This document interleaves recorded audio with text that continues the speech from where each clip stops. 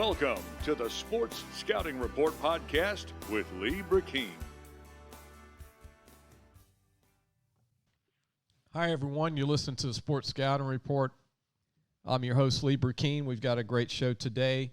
Our guest is Darren Moore, who played at Ponchatoula High School back in the day as an offensive lineman, played for Louisiana College as an offensive lineman, was an all-conference offensive lineman there, coached at Louisiana College, was the head football coach of Falls River High School, which is no longer having football right now, but he was the head coach a few years ago, and also most recently the head coach at Pineville. Right now he's a free agent coach, so any athletic directors out there or principals, I know that coach right now is putting his resume in to try and become a head coach again or an assistant coach, right, Darin Moore?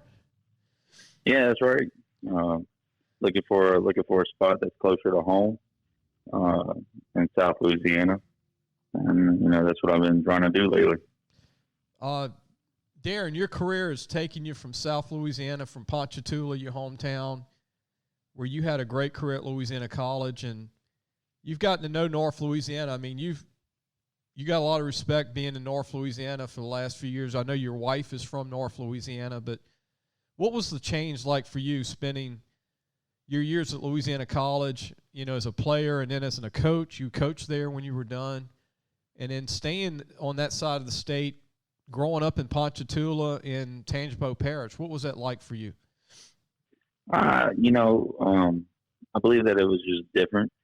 The way things that are done down south, and the love for the game, for high school football down south. I would say that they're more passionate about. But to say, they have some great things up here.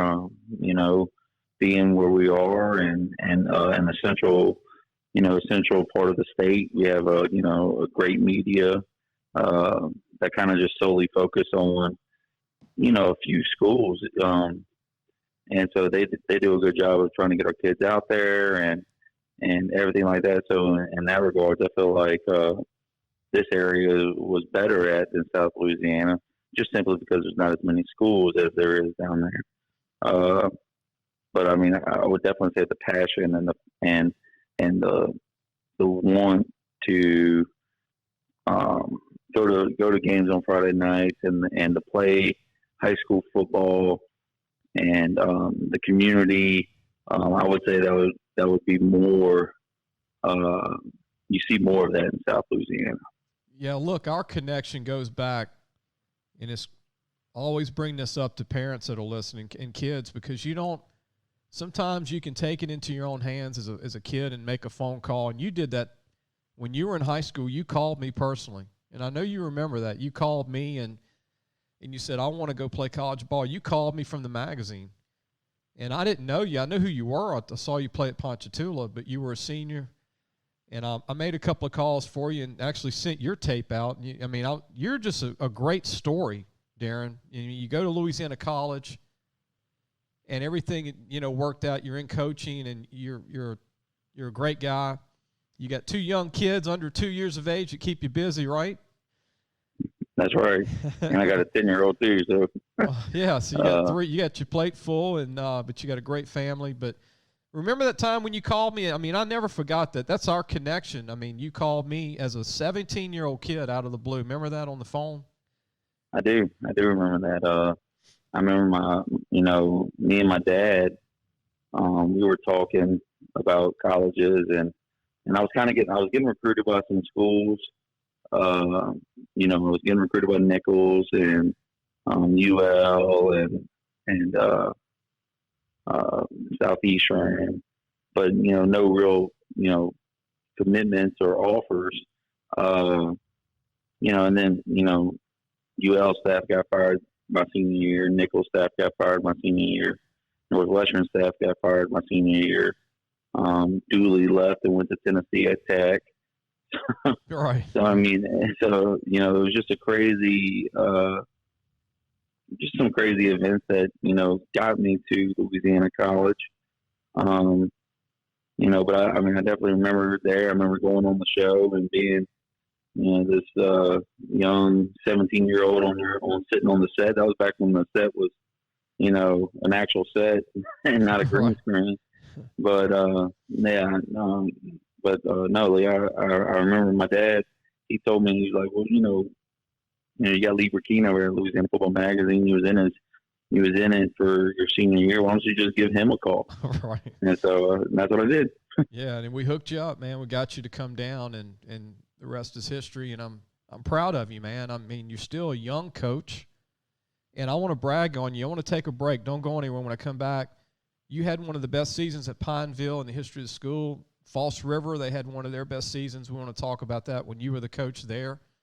We'll be right back. Our guest today is Darren Moore, former Ponchatoula all-district offensive lineman, former all-conference offensive lineman from Louisiana College. We'll talk about Louisiana College, too, going NAIA with Darren, and also talk about just football in general when we come back.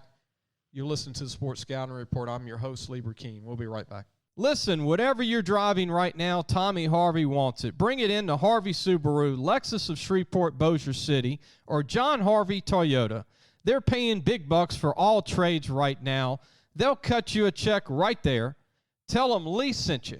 Welcome back. You listen to the Sports Scouting Report. Our guest today is Darren Moore, who's a coach now, and sometimes I want to say player Darren Moore, because I remember when he was at Ponchatoula and Louisiana College. Darren, let's talk about your coaching career, and I mean, you're a free agent right now. You're no longer at Pineville as the coach, but you took them to one of their best seasons recently. Talk about that in a long time for them. Yeah, we with everything going on with the COVID and all, it made for unique situations and unique scheduling. Yeah. Pineville plays in a very tough district with West Monroe and Ruston and Ouachita and Ash and West Ouachita. Two of those teams were playing in the semifinals against one another this year, and Ash almost won the state championship. So it was a tough district. Pineville hadn't been very successful since they went up to 5A, Class 5A in 2007. Coach Richard, who was actually my offensive line coach at Louisiana College, he was the head coach at Pineville in 2006, and they went undefeated that year, 10-0 in Class 4A. And then when they got to 5A, they went 5-5 that year and lost to Destrehan as a 32 seed. And then you don't see Pineville make the playoffs again until 2014 when they go 5-5 as well. And they made it as a 32 seed. And I believe they played Destrehan, either Destrehan or St. Paul's that year. Yeah. And then this past season, after going through COVID and everything like that, we got the guys, ready to play. We got a really good group of seniors, an even better group of juniors that we played a lot as sophomores and took our lumps with them as sophomores the year prior. And they competed well, and we won our first district game. And since 2014, they had a 32-game losing streak in district, and we won that. We had a 500 season, made the playoffs as a 26 seed, and went down to Central and played in the rain, and not a very fun experience. And Central had a great team. Central had a very good team, and I thought that Coach Ted Edwards does a great job with those guys, but everything was looking up and positive, and have 18 returning starters coming back for next season, and in December they wanted to go in a different direction. So the life of coaching, huh, Darren? It's not easy, but you just keep going, because the next job might be best for you. You like you told me the other day, you're looking to get back to South Louisiana. You mentioned that on the show today, but I know you've applied for some jobs, and we want principals and also administrators to hear you on the show, because you're a good guy. I think that you bring a lot to the table as a coach. and I think you're going to end up somewhere real soon at a good high school. Darren, what do you think, speaking of Louisiana College, where you played football, where you played O-line, you coached there, what's your thoughts on them going NAIA from D3? I mean, everybody knows D3 didn't have scholarships before. It's a private school. It's expensive to go there if you're paying scholarship money for it. But what's your thoughts on them going NAIA? You know, I think that's a great thing for Louisiana College to go to NAIA, to be able to offer, 36 scholarships a year. They're allowed to offer up to $500,000 in scholarship money, so they could separate it, from 36 scholarships to 70 scholarships, depending on what Coach Maddox wants to do over there. I've been saying for a long time, if a NAIA school or a Division II school would ever come into Louisiana, they would be really successful. I mean, we just have so much talent in the state that and they just can't go play at every Division I school. Right. The problem is that when you only have Division I schools in the state, you have a misconception of the level of play at a smaller division. And playing at Louisiana College, I mean, you play against some very good football teams, some very good talent. We had a lot of guys. We had a lot of D1 kickback guys that came and played for us. When I played there, played against some guys that were Division I guys that Mary Hardin Baylor, Hardin Simmons. I remember Hardin Simmons had a quarterback that was a transfer from SMU, started at SMU for 3 years and got and he was released from the school, and he goes and plays quarterback at Hardin Simmons. And I mean, so you play against that kind of talent all throughout, these smaller divisions. The enrollment is about, a little over 1,000 to 1,500 students at LC, which is great. You have about a 7-to-1 student-teacher ratio for a college that, and if you struggle in school, I mean, that's a great place to be, because you're not sitting in a big auditorium with 300 people for your English class. You're sitting in a classroom with 6 other people for your English class. And, and that was the thing. That was a big draw for me to go there. Obviously the Christian aspect of it, and, being a Baptist college was big for me as well. But they've actually got the cost of the school is about the same as LSU now. Yeah. It's about the same to go to LSU as it is to go to Louisiana College. And they do accept tops, and they do it. In fact, they give you tops, and then they double what tops would give you to go to LC. So they're doing some great things over there. And, now they just got to go and build the facilities up and get the enrollment up, and they got to get students to stay at Louisiana College. A lot of people go there as freshmen and even sophomore years, but then transfer to the larger schools for more of a college experience, I guess you could say. But, I think that's always been the retention rate at LC has always been a struggle. But I think, they have the right people in charge and doing the right stuff to get that to. Yeah, and Darren, I want to mention this, to people listening, parents and kids, and you played there, so with the pandemic and the lack of scholarships and the added year these kids are getting in college at other schools, there's lack of scholarships. It doesn't mean you can go over there and just be anybody and get a scholarship to Louisiana College. You still have to be a pretty good football player, like you said. There's 36 scholarships, but they're going to break those up, some of them, to have more players. But you're talking about, I see about 400 kids in Louisiana right now looking for a place to play. You can't put all 400 at LC, that are still free agents. So there's other schools out there, and this. There's hundreds of schools in the country that are D2, D3 right now in NAIA. So, it's one school. You'd love to stay in Louisiana, right? But it's just not a guarantee to get over there. They still got to accept you and offer you a scholarship. Right. And, at the end of the day, if you get offered to a school, an offer is an offer. And college football is college football. Right. and you get a full offer to a school in Iowa, I'd much rather take a full offer at a school in Iowa than pay to walk on at a school in Louisiana. But that's my personal preference. A lot of these FCS schools, we had a lot of guys at Pineville, seniors that were going to get recruited by FCS level schools, but that had 20, 23 scholarships available before coronavirus. But now they're down to 3 scholarships available because everybody's coming back. And they have 3 guys that are graduating and don't want to come back, so they get 3 scholarships. So the 2021 class is really struggling right now. So I got my guys out there, and I showed you what my spreadsheet that I did for my guys at Pineville, and I send that spreadsheet out to all football playing schools in the country, 727 of them, and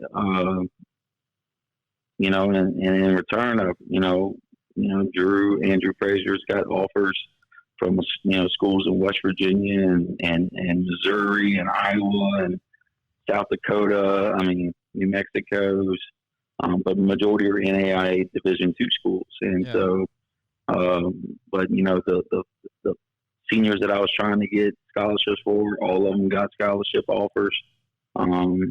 In fact, Isaiah Silas, who was a guy you had on their North Louisiana All-State team, offensive lineman, he had 8 scholarships offered to him, and but he told me that he'd rather go to Lafayette, UL, to go into the engineering program, and that's okay. Yeah, college football is not for everybody. Yeah. But if it's a dream that you want to have and it's a dream that you want to pursue, then you can't just stop it at the state line. You got to be willing to go wherever you need to go. Yeah, a lot of kids need to be open. A lot of kids don't want to leave home. They're scared to leave, or they don't know anything about the school. But Darren, what about your senior quarterback at Pineville? I know you're high on him. He's a late bloomer, a big, tall kid, 6'2", 6'3", can run. What do you think about him, and where is he going?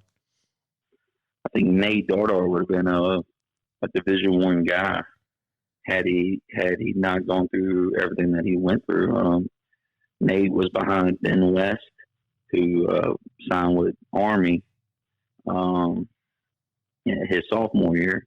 Well, the baseball season of his sophomore year, he ended up tearing his rotator cuff, and this is the entire junior season, and then comes back and plays his senior year, and then we have the coronavirus his senior year, so he really gets a shortened season. But Nate was averaging over 230, 240 yards a game. He threw for 15 touchdowns. He did have 6 interceptions. Just a fighter. He just fights, and he fought his butt off, and when he was rehabbing his shoulder, and just to get back on the field for his senior year, and he came in and he took the reins as a leader, and he was a unanimous leader selected by his teammates on the Unity Council, and those guys saw the work that he put in, and he led those guys, and he's a big reason why we had the success that we had. Yeah. And I'm happy for Nate, and he's going to go to a school that is going to get a guy that should be playing Division I football. Right. There's a lot of them like that right now. There's a ton of them. Drew Legier's like that from Vermilion Catholic. We're still trying to help Drew. This kid, Drew Legier from Vermilion, threw for 8,500 yards and 80 touchdowns, 6'2", 210. It's a lot of kids that are D1 that aren't even getting the 1AAs yet. But it's going to be – they're going to – kids listening and parents listening, and Darren, you know this, till August, and that's what a lot of college coaches are telling me. They're not going to figure out their roster till August. That's crazy, man. Right. That's crazy. Yeah, but that's what we're in right now, So think about your register offices after that, because then you get offered. Now you got to apply and all that. And man, I don't want to be. I definitely don't want to be a coach at a smaller college right now. No. But yeah. And look, let me mention your kicker. You had a 1-year kicker that replaced another good kicker. He had a good senior season. Talk about your kicker. Well, actually, Or I'm thinking of your long snapper. Your long snapper, I believe. Well, our punter is probably what you're thinking of. Punter, we had a really good punter. Well, our punter was this year. We didn't have a traditional punter, and Colin Birch was our backup quarterback, and we stayed in our offense, and we did rugby style punting. We just went into an empty set, and we snapped him, and we rugby style punt, and he averaged 51 yards. 51 yards of punt doing that. That's when he runs to the side and punts sideways, right? The rugby way? Correct. Australian way. Yep. Yeah. And the ball might have went 28 yards in the air, but it rolled 30 yards. Right.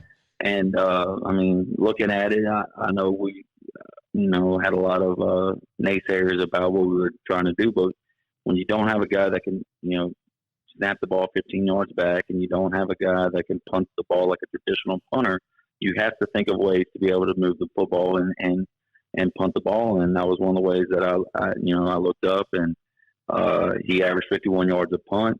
He was 68% on fourth down conversions on fakes this year. Man. And because we had our starting offensive, and he's our backup quarterback. And there's going to be a really good quarterback for him next year. And, and so we were 68% on fakes and never had a punt blocked, and we only had one return the entire season. So, sometimes the traditional way isn't the best way for your kids. Yeah. And so, I try to do whatever was possible to make those guys successful. I thought Tylen did a great job at punting the football this year. Nate also punted the ball for me too this year. I want to mention a kid. I don't want to go through all of them, but there's one guy that caught my eye this year, and you're an O-lineman, and you coach the O-line. But this Caden Morrow, who's going to be a senior next year, class of 222, Darren, he's got a lot of ability. 6'5", 280, 275, good feet, tough, long arms. What do you think of Caden Moore at Pineville? He's going to be a senior this coming season, but he's a guy that's a good, just looking at him, he looks the part and he can move pretty good. And Lee, Caden to me, in my opinion, is the best offensive lineman I've coached so far. And that guy, he goes to work every single day, and he's a fighter. And honestly, he probably doesn't know the difference between a practice and a game because he is full speed all the time. Yeah.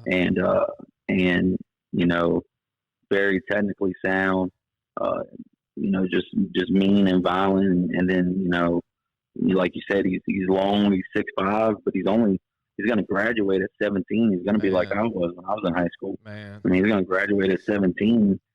He can easily put 300 pounds on that frame and still move the way he moves. He's running a sub 5 flat, around. I think if he, under the right training, he could probably get that down to about a 4.9 range.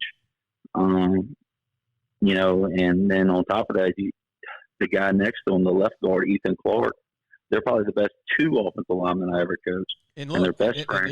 Ethan's a 6'2" guy he's mean, and I love his feet. He's a tough kid. He gets after it, man. He gets after it. Ethan played center his whole life, and he struggled at center his sophomore year as our backup. And we had Jacob Broussard as our starting center, who's at Stephen F. Austin now. And so Ethan struggled at center, just snapping against the level of competition we're playing. So I moved him to guard. He was just too overly aggressive at center, but you want an aggressive guard. Yeah. And he has flourished at guard, and those two guys being on the left side made it a lot easier to call plays, and run game for him. But they get after it every single day. They work hard. They're best friends. They go the extra mile, and I can't speak more highly of those two. Those two guys need to be on a Division I campus 2 years from now. Yeah, and So if Ethan somehow slips to 1AA, he's all conference. Don't you agree? Southland Conference, he would be an all conference guard. If he happens to not go D1, like to maybe a Stephen F. or a Southeastern or a Northwestern, he would be a stud for them. We're going to take another break and have our final segment with Coach Darren Moore. Darren, when we come back, I want to ask you about your former O-line coach at Ponchatoula. I think he's one of the best ever, Jim Gadarian from Ponchatoula, one of the best ever in high school football, still coaching when Hank Tierney at Ponchatoula High School. We're going to be right back. We got Darren Moore as our guest. We'll be right back. Looking for a used car? Harvey Autos has 3 dealerships, which means 3 times the used vehicles. They've got everything from fuel-efficient compacts to luxury models, even hybrids, and certified pre-owned with a warranty. Check out John Harvey Toyota, Harvey Subaru, or Lexus of Shreveport, Bossier City. Welcome back to Louisiana, the Sports Scouting Report. I was going to say Louisiana Football Magazine, Darren. I get confused sometimes still, but we're going to put out our 25th issue, Darren, this year. 25 years this August. And I'm sure before the season starts, you're going to be at one of these schools that we talk about, one of these 300. I know you will. You'll be either a head coach or a coordinator or one of the best O-line coaches in the state. But speaking of O-line coaches, when you were at Ponchatoula, what do you think of Jim Gadarian and what kind of coach he is at Ponchatoula? He's been around. He coached Joe Abragamo, who's a friend of mine. Joe played at LSU as a center at Archbishop Shaw. Jim had several centers go D1. And isn't he a great teacher of the game as a center? yeah, Coach Gadari.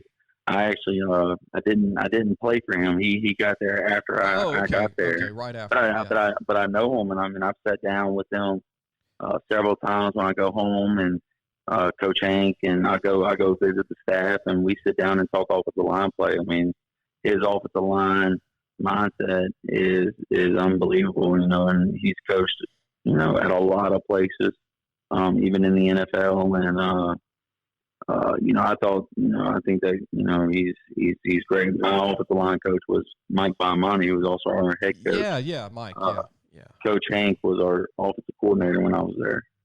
And, I think that, what he has done and what Coach Hank has built at Ponchatoula has been incredible. So, what do you think of Ponchatoula in the years, all the guys they put out? Ronald McClendon's the one that I remember the most, the most gifted. Ronald McClendon, they had a DN go to Purdue, do well. They've got a great quarterback right now who's really a safety that's going to be one of the top players in the state this coming year. And they had a quarterback go to Georgia Tech who was pretty good. His brother went to LSU, who's now at Louisiana Tech as an offensive lineman. But they always have really good skill guys at Ponchatoula, huh, Darren, at Ponchatoula High School? Yeah, I think that, you got TJ Finley, who's at LSU right now. Right. And TJ, so, quarterback. And his brother's a heck of a receiver at Ponchatoula right now. Yes, yeah, he is. And then, Christian Campbell is the guy that went to Georgia Tech. He was a 5A Player of the Year back in 2014. Reggie Walker, who went to Kansas State, who plays for the Arizona Cardinals right now. Man, he's good, isn't he? He's really good. Really good. Ronald McClendon, obviously running back, went to I believe he went to Ole Miss. Tulane second. Tulane. He went to Tulane. He was the running back before Forte. Yeah. At Tulane, and then the one guy that a lot of people always talked about was we called him Monstar, which was his last name was Henderson. Yeah, he was he was a beast. He went to Southern Miss and played for the New York Giants. So I mean they've always put out some great talent, and it seems over the years, at least in recent years, they keep putting out some big name guys. I see that this class coming up, the senior class. I mean, it looks like they have 4 or 5 guys in the top 300. And so, I mean, Coach Hank's talking to him, he told me that this is probably the most talented team he's ever coached, ever. And so, that's saying a lot. Yeah. So they definitely have some great talent there, and he's doing a great job there. Well, that says a lot because I don't know, man. He had some great Shaw teams on the West Bank. I know. And Archbishop Shaw, I don't know, man. He had Mickey Joseph at one time, Pat Riley, Sean Jones, Kendall Bussey, Enril Chester. They were all on one team. They went to Oklahoma, Colorado, Nebraska, all in 1 year. He had the best of the best. I remember, Darren, when he was at Shaw, if you did a top 10 recruiting list every year for like 10 years he was there, he had 2 of the top 10 in the state every year. Every year. But for him to say that, that's super strong because I know of 3 Shaw teams that had 8 D1 guys in 1 year go to Power 5. I do see 8 kids on this Ponchatoula team that can sign. I don't remember 8 in a class. Do you? No, definitely not. But they definitely have some. They have some guys that can play, and like I said, Coach Hank definitely. He said that this is the best Ponchatoula team he's going to coach, and one of the best, if not the best team he coached. He's got a state championship team, 1984 Shaw team. Yeah. And so, that team, for him to say that, you got to understand that those guys are going to be really good. They're going to have 19 returning starters back in the team that played this year. And so, they're going to be a very good, very solid football team next year. I want to mention this, and you know this because you're from Ponchatoula, but their best player is a junior D tackle. He's a 224 guy. Really? Yeah, he's the best player on the team. He's a D tackle I don't want to give his name out yet because he's only a sophomore. He started last year as a freshman. 6'3", 300, runs a 4.8 40. He looks like Glenn Dorsey. Wow. And he's the best on the team, and he's going to be a sophomore. Or a junior. No, he's going to be a junior. So, yeah, he's behind this class, so he's going to be a 223 guy. Now, when's the last time Ponchatoula had one of the best D tackles in the country? Well, the Henderson kid, like you said, and then the DN that went to Kansas State. But this guy's better than both of those guys, Darren. It's crazy. Yeah. We had a guy when I played, Jonathan Kinchin. He was really good, but he signed with Southeastern. We hadn't known. I can't think of outside of those names that we mentioned already of having a dominant defensive lineman. Yeah, and then hey, do they have an opening at Ponchatoula? I have been in talks with Coach Hank. Yes. Man, it'd be something though if you ended up over there as an assistant coach or something, because that's where you're from. But you're open to any of these good jobs, and like you said, you're trying to get back south if you could. I know you'd still be open to stay north if it's a good job that you could get. Right. So you're open to any really good job, any good tie, right? Right. Yeah. Yeah. You're still a young guy, man. I'm getting old, man. You're not even. Are you 30 yet? Are you at least 30? I turned 30 this year. Congratulations, man. You're in the 30 club, but you're still super young, man. You got so much time left to coach, and when you were at False River, Darren. Let's take a break. When we come back, we'll do one more segment. But I want to ask you: it's a shame that False River quit playing football, but you did a great job when you were the head coach at False River in New Roads, Louisiana. We'll be right back. We got Darin Moore, our guest, former Ponchatoula star and former Louisiana College star offensive lineman, and now he's a coach recently with Pineville High School around Alexandria, Louisiana. We'll be right back. So, hey, guys, just wanted to take a minute to tell you about Harvey Autos. If you need a new or used car, there's 3 great dealerships right here worth checking out. John Harvey Toyota, Harvey Subaru, and Lexus of Shreveport, Bossier City. Low prices, honest people. Tell them Lee sent you.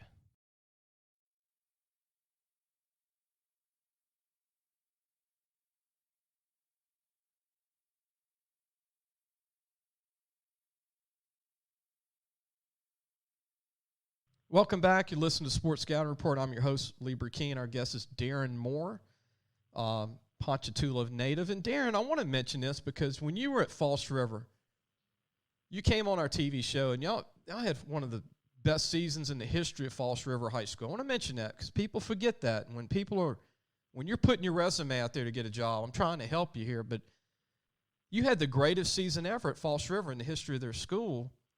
And then the school basically shut down, with football a few years ago. I hated to see that happen. Yeah, I thought that Falls River I enjoyed my time at Falls River. New Orleans is a beautiful town and great community, and you're competing against Catholic Ponchatoula, which Coach Semino is doing a great job over there. Yeah, he is. The big thing that hurt Falls River was the Ponchatoula Parish school system built a STEM school, which is at the old Ponchatoula Central High School. Those kids get to go play their sports at Livonia High. Yeah. And so it's basically a free private school, and so when I took over, they weren't very very good. The year before they went 2-8. They scored 89 points the whole season. They had won 4 games in the last 5 years when I got there. And that first year we went 5-5, which, and we played a 4A school and a 3A school, and we lost to Catholic Ponchatoula in a close one. We lost to Westminster in a close one. But we was going into week 9, sitting in first place, tied for first in district play. That never happened before. But we had a really good talent there, and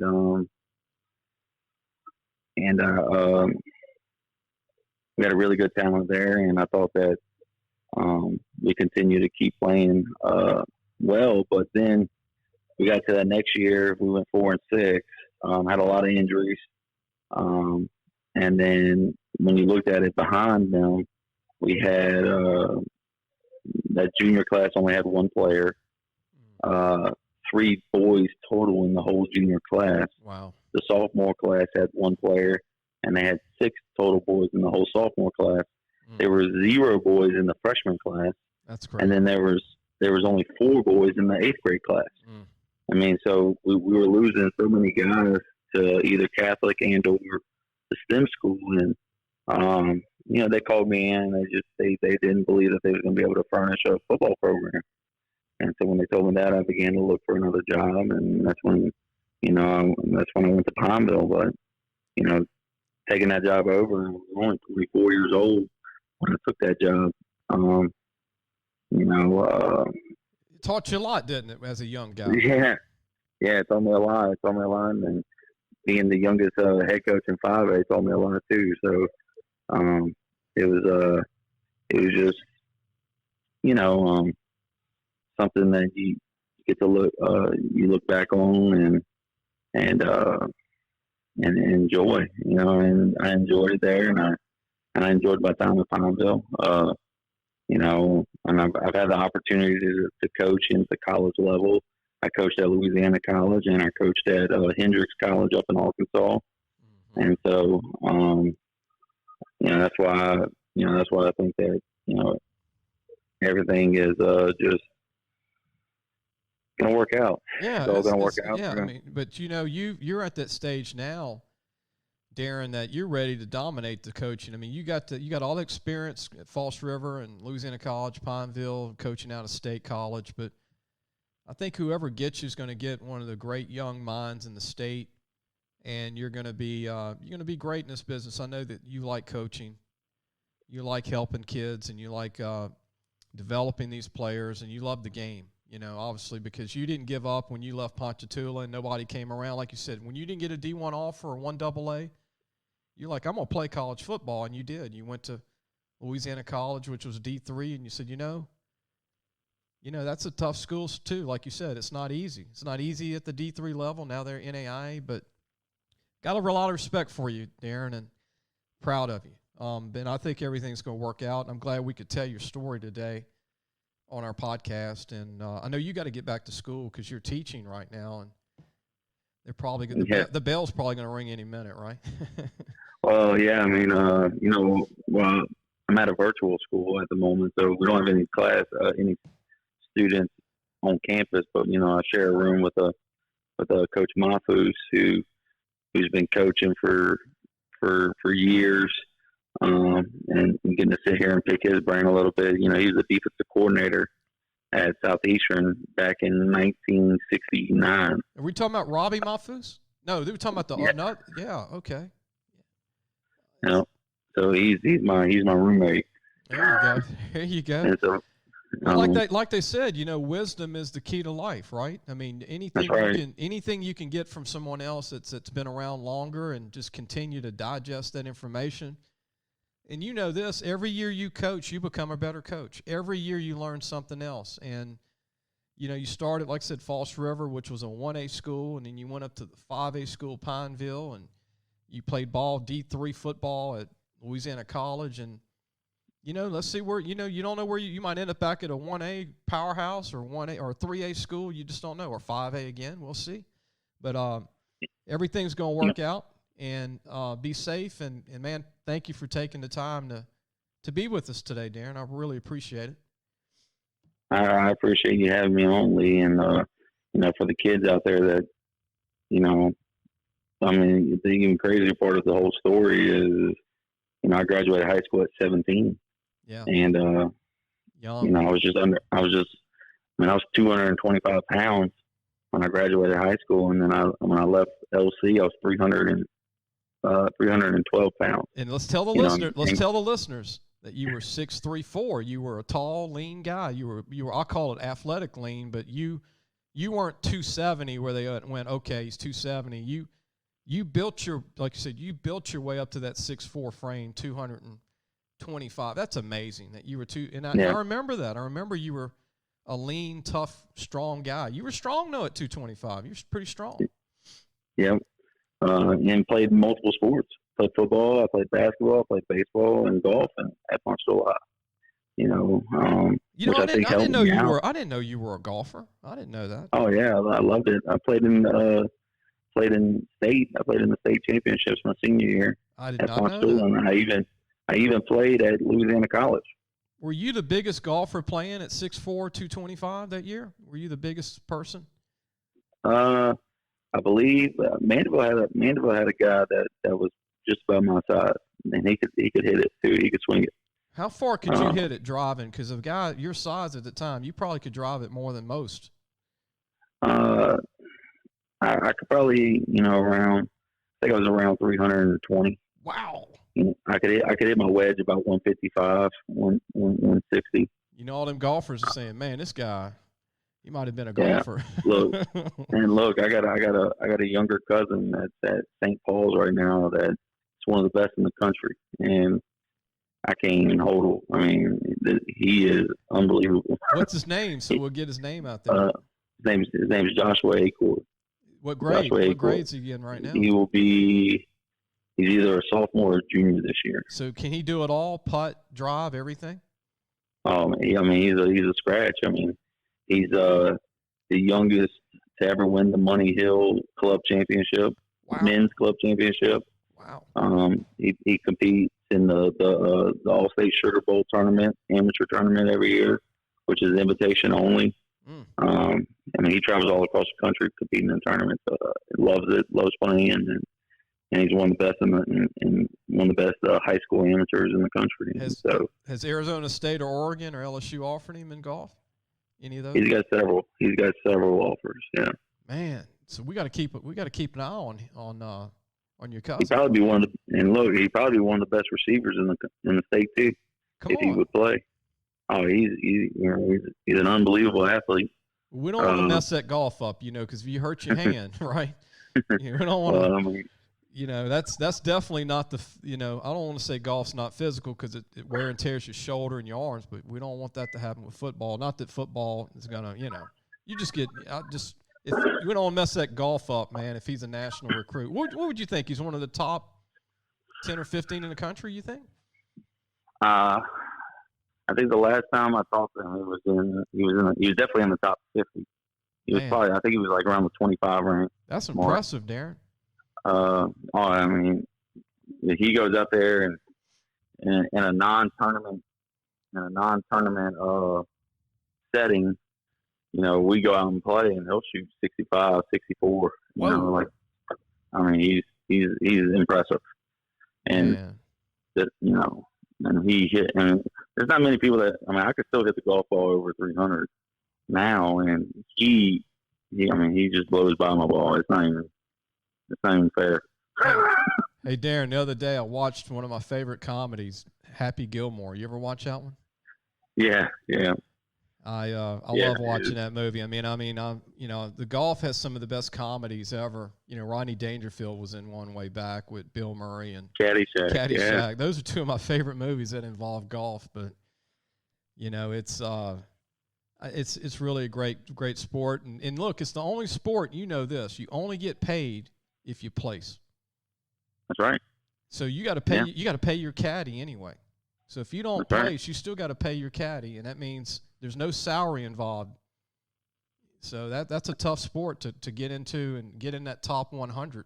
And then on top of that, it's the only sport that you can play your whole life. Yeah. And also, it's a sport that you have to continuously better yourself at to be good at it. Like you just. You can't just go out there and pick up a club and expect to be good. It's just, it's a great sport. There's only one scare though when you're playing golf. If you're in Florida, you might encounter an alligator on the course, right? Yeah, Louisiana too.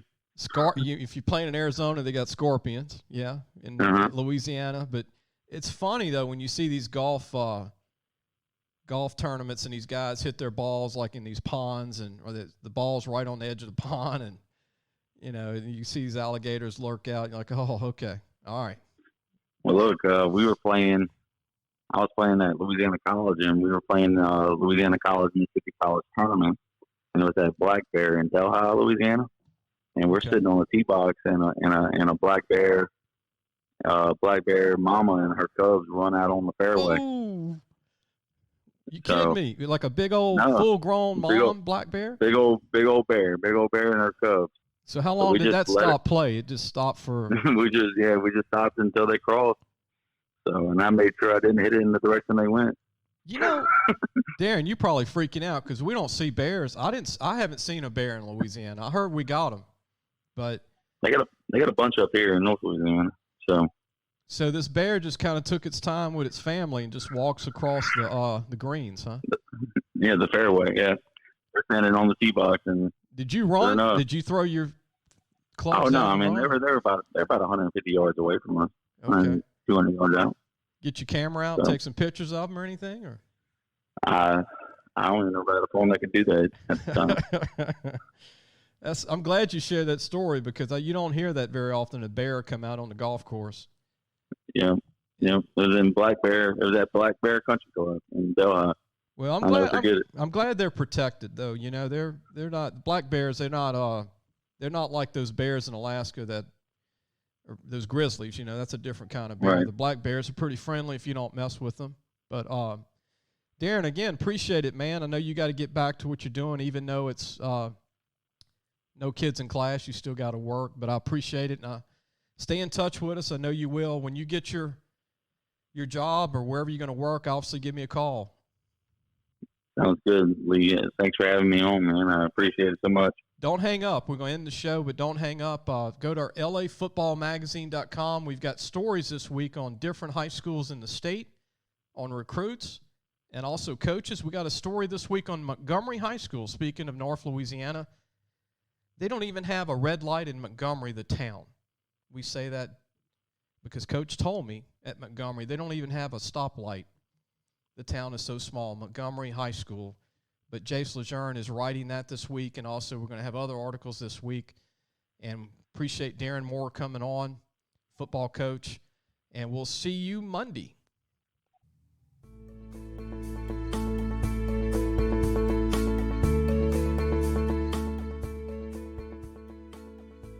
Thanks for listening to the Sports Scouting Report podcast with Lee Brecheen.